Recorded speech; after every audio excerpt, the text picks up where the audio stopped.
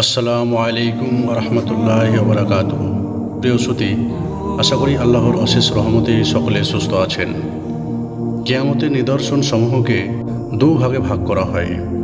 প্রথম ভাগ ক্ষুদ্রতম নিদর্শন ও দ্বিতীয় ভাগ বৃহত্তম নিদর্শন। ক্ষুদ্রতম নিদর্শনকে আবার দুটি ভাগে ভাগ করা হয়েছে: দূরবর্তী নিদর্শন ও মধ্যবর্তী নিদর্শন। দূরবর্তী নিদর্শন হলো সেই সকল নিদর্শন যেগুলি প্রকাশ হয়ে অতিবাহিত হয়ে গেছে। এই সমস্ত নিদর্শন প্রায় 84টি আছে, কিন্তু আজকের পর্বে আমরা আলোচনা করব 1 থেকে 5 নম্বর বিষয়। কিয়ামতের কিছু নিদর্শন ক্ষুদ্রতম আর কিছু বৃহত্তম। উভয়ের মধ্যে পার্থক্য করতে গেলে বলতে হবে যে বৃহত্তম নিদর্শনগুলি প্রকাশের পরপরই কিয়ামত সংঘটিত হয়ে যাবে। ভূপৃষ্ঠে কিয়ামতের প্রতিক্রিয়া শুরু হয়ে যাবে, সবাই যখন তা অনুভব করতে পারবে। আর ক্ষুদ্রতম নিদর্শনাবলী কিয়ামতের যথেষ্ট দূরবর্তী কাল থেকেই শুরু হয়ে গেছে। স্থানে স্থানে এগুলোর প্রকাশ ও বিকাশ ঘটছে। অনেকে টের পাচ্ছে, আবার অনেকেই অলসতার গভীর নিদ্রায় অচেতন রয়েছে।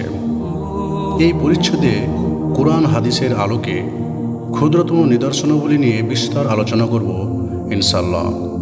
পাশাপাশি হাদিসের বর্ণনা সূত্র সবল না দুর্বল তা নিয়েও যথেষ্ট আলোকপাত করা হবে ইনশাআল্লাহ। 1. নবী মুহাম্মদ সাল্লাল্লাহু আলাইহি ওয়াসাল্লামের আগমন। নবী করিম সাল্লাল্লাহু আলাইহি ওয়াসাল্লামের ভাষ্যমতে শেষ নবী হিসেবে দুনিয়াতে তার আগমনই কিয়ামতের প্রথম ক্ষুদ্রতম নিদর্শন। হযরত সাহাল বিন সাদ রাদিয়াল্লাহু তাআলা আনহু থেকে বর্ণিত, তিনি বলেন, আমি নবী করিম সাল্লাল্লাহু আলাইহি সাল্লামকে দেখেছি। তিনি তর্জনী এবং মধ্যম আঙ্গুলি দিয়ে ইশারা করে বলছেন, আমার এবং কিয়ামতের মাঝে 2 আঙ্গুলের মধ্যবর্তী ফাঁকা জায়গার ন্যায় ব্যবধান। বুখারী মুসলিম শরীফের হাদিস। অন্যত্র নবীজি ইরশাদ করেছেন, কিয়ামতের প্রথম বাতাসই আমাকে প্রেরণ করা হয়েছে। মুস্তাদরাকে হাকিম। ইমাম কুরতুবী রহমতুল্লাহ আলাইহি বলেন, স্বয়ং নবীজি সাল্লাল্লাহু আলাইহি সাল্লামই হচ্ছেন কিয়ামতের প্রথম নিদর্শন, কারণ তিনি শেষ নবী, শেষ কালের নবী। উনাকে প্রেরণের মাধ্যমে নবী আগমনের দ্বার চিরতরে বন্ধ হয়ে গেল। কিয়ামত অবধি আর কোনো নবী পৃথিবীতে আসবেন না। 2 নম্বর, নবী মুহাম্মদ সাল্লাল্লাহু আলাইহি সাল্লামের ইন্তিকাল। নবী করিম সাল্লাল্লাহু আলাইহি সাল্লামের ইন্তিকাল কিয়ামতের প্রাথমিক ক্ষুদ্রতম নিদর্শনাবলীর অন্যতম। প্রখ্যাত সাহাবী আউফ বিন মালিক রাদিয়াল্লাহু তাআলা আনহুর বর্ণনায়, তাবুক যুদ্ধ চলাকালীন একদা আমি নবী করিম সাল্লাল্লাহু আলাইহি সাল্লামের কাছে আসলাম। তিনি তখন পশমের তৈরি একটি তাঁবুতে বসা ছিলেন। আমাকে দেখে বলতে লাগলেন, 6টি বিষয় আঙুল দিয়ে গুনে রাখো কিয়ামতের নিদর্শন স্বরূপ। 1. আমার ইন্তিকাল। 2. বাইতুল মাকদিস বিজয়। 3. ছাগ ব্যাধি সদৃশ এক প্রকার মহামারীতে তোমাদের ব্যাপক প্রাণহানি হবে। 4. ধনসম্পদ বৃদ্ধি, এমনকি 100 দিনার দিতে চাইলে প্রস্তাবিত ব্যক্তির ক্রোধে অগ্নিশর্মা হয়ে উঠবে, অর্থাৎ মানুষের হাতে হাতে টাকা পয়সার জয় জয়কার হবে। 100-200 কারো চোখেই পড়বে না, সবাই লাখ কোটির চিন্তায় মত্ত থাকবে। 5. এমন ফিতনা যা আরবের প্রতিটি ঘরে ঘরে পৌঁছে যাবে। 6. তোমাদের এবং রোমদের, বর্তমান ইউরোপ আমেরিকা, এর মাঝে একটি শান্তি চুক্তি স্বাক্ষরিত হবে। অতঃপর রোমরা চুক্তি ভঙ্গ করে 80টি ঝান্ডা তলে সমবেত হয়ে তোমাদের বিরুদ্ধে যুদ্ধ করতে আসবে। প্রতিটি ঝান্ডার অধীনে তাদের 12,000 করে সৈন্য থাকবে। বুখারী শরীফের হাদিস। নবী করিম সাল্লাল্লাহু আলাইহি সাল্লামের ইন্তিকালের মাধ্যমেই সবচেয়ে বড় ধাক্কাটি মুসলমানদের অনুভূত হয়।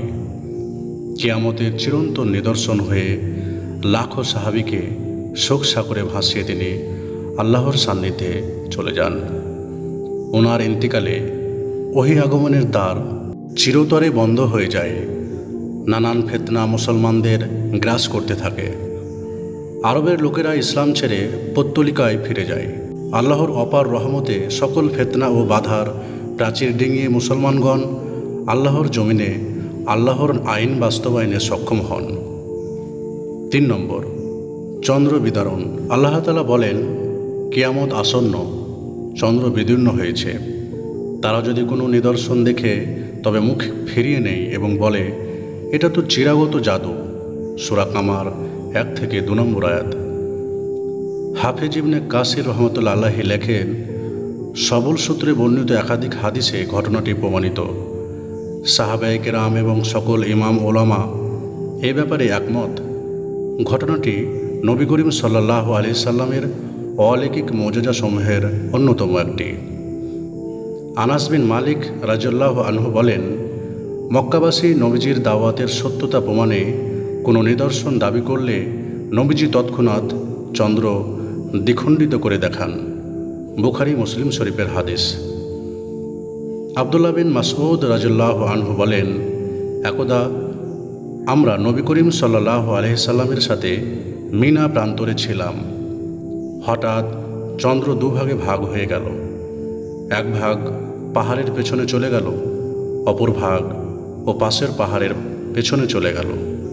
নবী করিম সাল্লাল্লাহু আলাইহি সাল্লাম আমাদের লক্ষ্য করে বললেন, ভালো করে দেখে নাও। বুখারী মুসলিম শরীফের হাদিস। ইবনে আব্বাস রাদিয়াল্লাহু আনহু বলেন, একদা মক্কার মুশরিক সম্প্রদায় নবী করিম সাল্লাল্লাহু আলাইহি সাল্লামের কাছে এসে বলতে লাগলো, তুমি যদি সত্যবাদী হয়ে থাকো তবে আমাদের সামনে চন্দ্রকে দ্বিখণ্ডিত করে দেখাও। এক খণ্ড আবু কুরাইশ পর্বতে, অপর খণ্ড কুয়াইকান পর্বতে নিয়ে আসো। রাতটি ছিল পূর্ণিমার রাত। মুশরিকদের কথা শুনে নবীজি আল্লাহর দরবারে দোয়া করতে লাগলেন। কিছুক্ষণের মধ্যেই চন্দ্র দ্বিখণ্ডিত হয়ে গেল। এক খণ্ড আবু কুবাইস পর্বতে, অপর খণ্ড কুয়াইকান পর্বতের অপর গিয়ে পতিত হলো। নবী করিম সাল্লাল্লাহু আলাইহি সাল্লাম আমাদেরকে লক্ষ্য করে বলেছিলেন, ভালো করে দেখে নাও। 4 নম্বর, সাহাবা যুগের অবসান। নবীর পর সৃষ্টির সেরা মানব জাতি হচ্ছেন সাহাবায়ে কেরাম। আবু মুসা রাদিয়াল্লাহু আনহু থেকে বর্ণিত হাদিসে নবী করিম সাল্লাল্লাহু আলাইহি সাল্লাম বলেন, তারকারাজি আসমানের নিরাপত্তা প্রহরী। তারকারাজি বিলুপ্ত হলে আকাশের অন্তিম ঘনিয়ে আসবে। তদ্রূপ সাহাবীদের জন্য আমি হলাম নিরাপত্তা প্রহরী। আমি চলে গেলে সাহাবীদের অন্তিম ঘনিয়ে আসবে। সাহাবীগণ আমার উম্মতের নিরাপত্তা প্রহরী। সাহাবা যুগের অবসান হলে উম্মতের অন্তিম ঘনিয়ে আসবে। মুসলিম শরীফের হাদিস। উপরোক্ত হাদিসে সাহাবা যুগের অবসানকে 2টি নিদর্শনের সাথে বেঁধে দেওয়া হয়েছে: তারকারাজি বিলুপ্তি, উল্কা অবতরণ এবং নবী করিম সাল্লাল্লাহু আলাইহি সাল্লামের ইন্তেকাল। অপর হাদিসে সৎ নিষ্ঠাবান ব্যক্তিগণ একের পর এক বিদায় হয়ে যাবেন। সবশেষে দুশ্চরিত্র ব্যক্তিদের উপর কিয়ামত আপতিত হবে। 5 নম্বর, মুসলমানদের বাইতুল মাকদিস বা জেরুজালেম বিজয়। নবী করিম সাল্লাল্লাহু আলাইহি সাল্লামের আগমনকালে বাইতুল মাকদিস সম্পূর্ণ রোমক খ্রিস্টানদের অধিকারী ছিল। রোম ছিল তখনকার প্রতিষ্ঠিত পরাশক্তি। জীবদ্দশায় নবীজি মুসলমানদেরকে বাইতুল মাকদিস বিজয়ের সুসংবাদ দেন এবং একে কিয়ামতের অন্যতম নিদর্শন বলেও আখ্যায়িত করেন। উপরে বর্ণিত আউফ বিন মালিক রাদিয়াল্লাহু আনহু এর হাদিসে নবীজি 6টি নিদর্শনের মধ্যে বাইতুল মাকদিস বিজয়ের কথাটিও উল্লেখ করেছেন। ইসলামের দ্বিতীয় খলিফা আমিরুল মুমিনিন ওমর ইবনুল খাত্তাব রাদিয়াল্লাহু আনহুর যুগে 16 হিজরি 637 বাইতুল মাকদিস বিজয় হয়। সকল নবীর প্রত্যাবর্তন স্থল খ্যাত এই ভূমিকে মুসলমানগণ কুফরির নোংরামি থেকে পবিত্র করেন। ইসলামের ইতিহাসে 2 বার বাইতুল মাকদিস বিজয়ের উল্লেখ পাওয়া যায়। প্রথমবার ওমর ইবনুল খাত্তাব রাদিয়াল্লাহু আনহুর যুগে, দ্বিতীয়বার আইয়ুবীর শাসন আমলে। সালাউদ্দিন আইয়ুবী রহমতুল্লাহ আলাইহি 583 হিজরি 1187 ইংরেজি সনে পুনরায় তা বিজয় করে। অচিরেই একদল নিষ্ঠাবান মুসলমানের নেতৃত্বে বাইতুল মাকদিস আবারও বিজয় হবে। এমনকি পাথর ও বৃক্ষগুলি প্রতিটি মুসলমানকে ডেকে বলতে থাকবে, ওহে আল্লাহর বান্দা মুসলিমরা, এদিকে এসো, আমার পেছনে ইহুদি লুকিয়েছে, তাকে হত্যা করো। মুসলিম শরীফের হাদিস।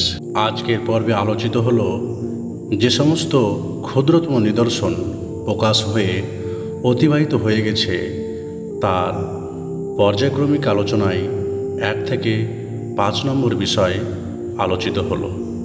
আশা করি আজকের পর্বটি আপনাদের ভালো লাগবে। আজকের পর্বটি এখানেই শেষ করছি। আসসালামু আলাইকুম ওয়া রাহমাতুল্লাহি ওয়া বারাকাতুহু।